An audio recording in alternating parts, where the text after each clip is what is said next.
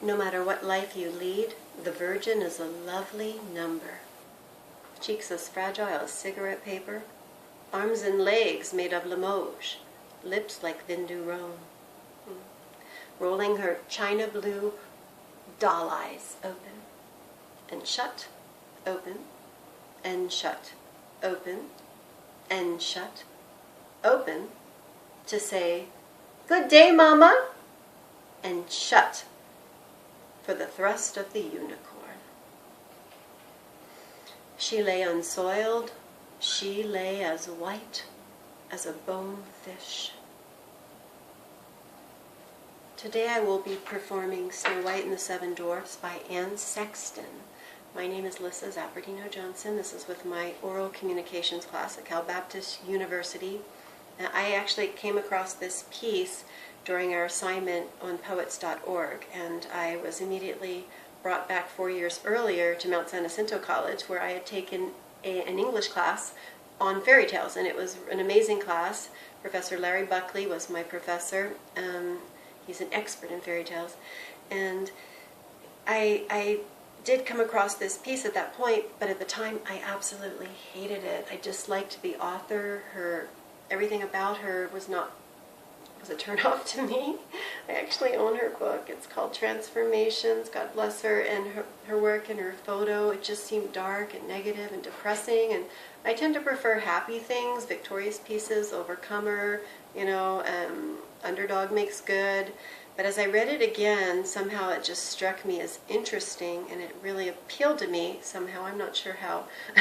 But this Snow White rendition, it has twist and mental and emotional side of its author, Sexton. She was a feminist, and unfortunately she committed suicide October 4th, 1974. Sexton uses variations of the original Brothers Grimm version as her basis for her interpretation, and she adds a lot of sarcasm, a lot of feminist insights, and accusational type things. As I perform this piece, it's my intention to lessen the sarcasm and to highlight other elements of the piece. We begin. Once there was a lovely virgin called Snow White, say she was 13. Her stepmother, a beauty in her own right, though eaten, of course, by age, would hear of no beauty surpassing her own. Beauty is a simple passion. But oh, my friends, in the end, you will dance the fire dance in iron shoes. The stepmother had a mirror to which she referred, something like the weather forecast. A mirror that proclaimed the one beauty in all the land. Looking glass upon the wall, who is fairest of us all? The mirror replied, you, my queen, are fairest of us all. Pride pumped into her like pure poison.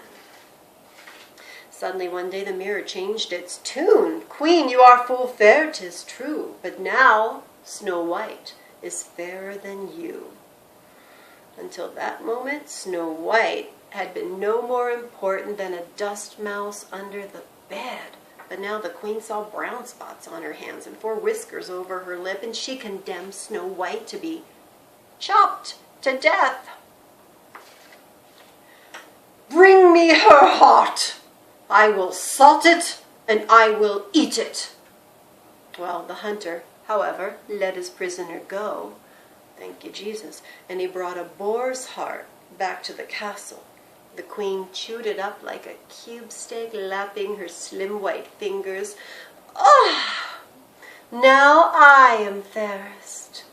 Snow White walked into the wildwood for weeks and weeks. At each turn there were 20 doorways, and at each stood a hungry wolf, his tongue lolling out like a worm. The birds called out lewdly, talking like pink parrots, and the snakes hung down in loops, each a noose for her sweet white neck. On the 7th week, she came to the 7th mountain, and there she found the dwarf house. It was as droll as a honeymoon cottage and completely equipped with 7 beds, 7 chairs, 7 forks, 7 hair dryers, and 7 chamber pots. Snow White ate 7 chicken livers and lay down at last to sleep.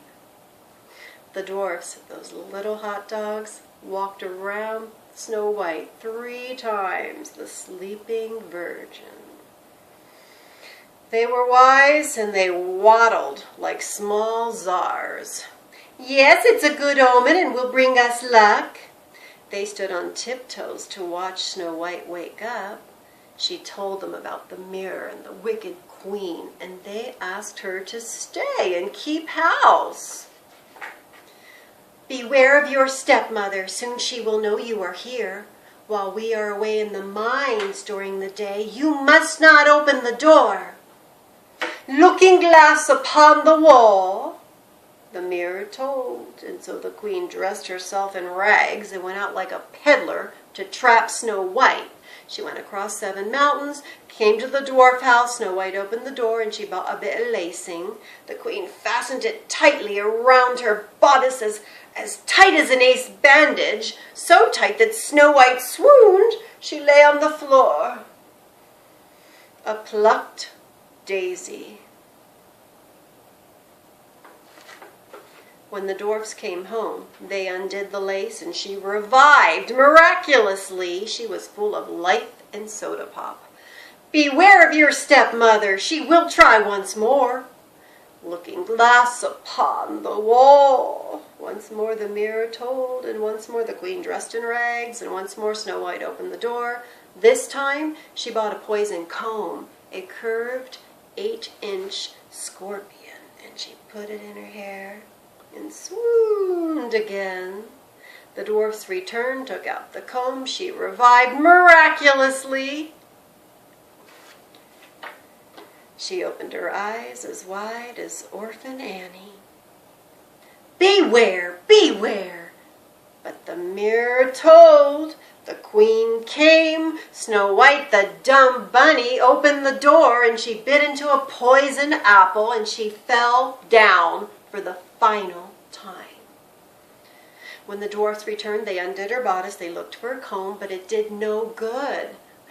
Though they washed her with wine and rubbed her belly with butter, it was to no avail. She lay as still as a gold piece.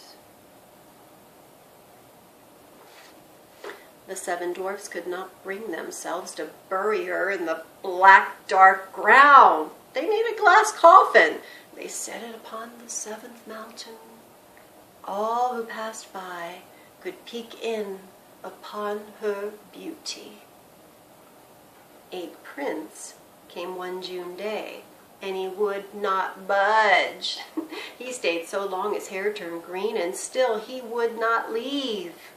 The dwarfs took pity upon him and gave him the glass Snow White. The doll eyes shut forever. He planned to keep her in his far-off castle there on the hill. As the prince's men carried the coffin, they stumbled and they dropped it, and the chunk of apple flew out of her throat, and she woke up miraculously. And thus Snow White became the prince's bride.